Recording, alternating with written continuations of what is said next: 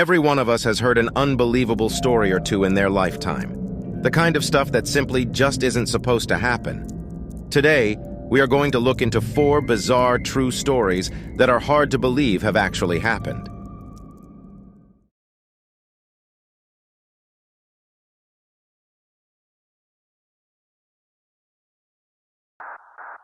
In the late 1950s and early 60s, Florida was responsible for 2/3 of all loss-of-limb accident claims in the United States, due largely to one town, Vernon, Florida. This was because Vernon was the site of a widespread insurance scam where residents would dismember themselves for a payout. The problem was so extensive that the town became known as Nub City for this very reason.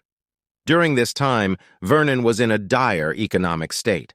The sawmill that had given many of the people of the town their jobs had closed down.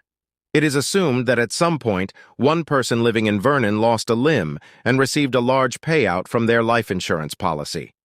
Word of this payout spread among the community, and more residents of the town began intentionally losing their limbs.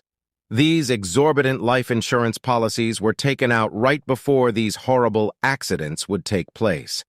And this unfortunately became the residents' new source of income.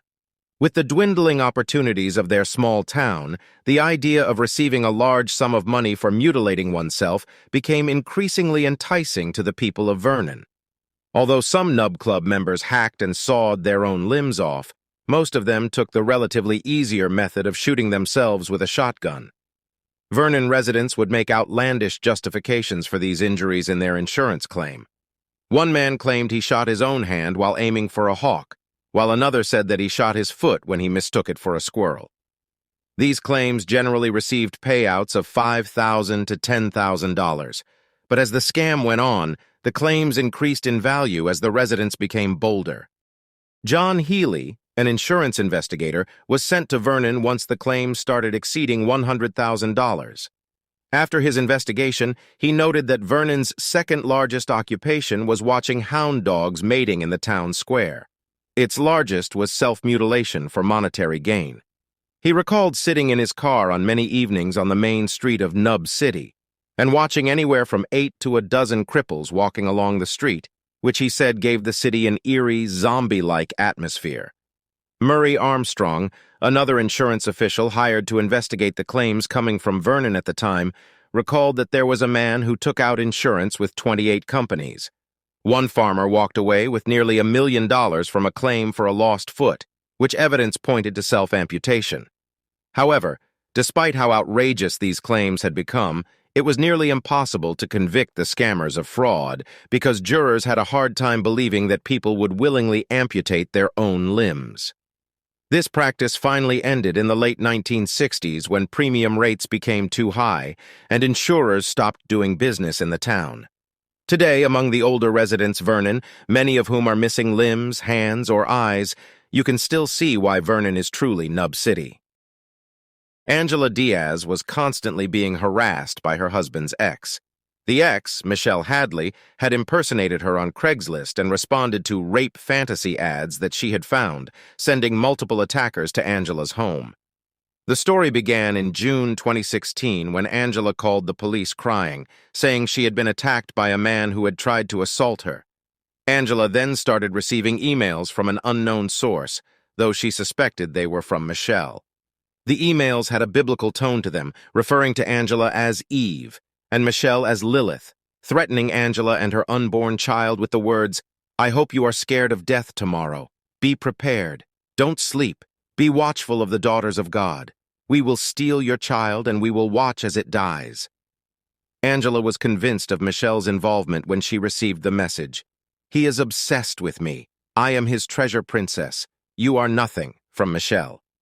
This led to the woman's arrest on June 24, 2016. However, after looking more closely at the origin IP address that sent the messages at Michelle's family's encouragement, police found that the emails had come from Angela's own phone.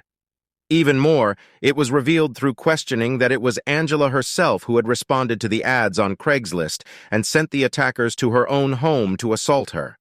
After looking even further, it was revealed that the sonograms for Angela's unborn child, depicting twins, had been bought off of Etsy. Angela was revealed to be a pathological liar. This was not the first time she had done this. She had manipulated several of her old friends and ex-boyfriends before, even saying to one of her exes that she had cervical cancer and sending him pictures she got from Etsy of going to chemotherapy. But the story gets even more twisted. Ian Diaz, Angela's husband and deputy U.S. Marshal, was arrested in 2021 and charged with 1 count each of perjury, cyberstalking, and conspiracy to commit cyberstalking. It seems that the couple had planned the entire thing over property the former couple, Ian and Michelle, co-owned. Moral of the story: you can get anything off of Etsy. Returning to school after a mellow and relaxing school holiday, teachers at Riverwood Primary School in Sydney, Australia, were expecting to have a low-key first day back. Nothing could have prepared them for what they stumbled upon when they entered the school's playground that day, however. On the floor of the playscape was a pool of blood, later established to be human and being over 30 centimeters wide and about 1.5 liters worth. When the authorities arrived at the scene, the blood was believed to be still relatively fresh, as it was noticeably not entirely wet nor fully dry yet. Likewise, and also unclear as to whether the spilled blood was the result of an attack or an accident, the sheer amount suggested that it could only have come from a substantial injury. Police noted that whoever's blood it was would have needed extensive medical treatment because of the extreme blood loss. As part of the investigation, the playhouse was removed from the scene and taken apart for further forensics testing. However, despite an extensive search of the surrounding and extending areas, no victim was found. There was also no blood splatter or trail leading to or from the playscape. Before the blood was discovered, the playhouse had been sprayed for pests on January 12, 2012.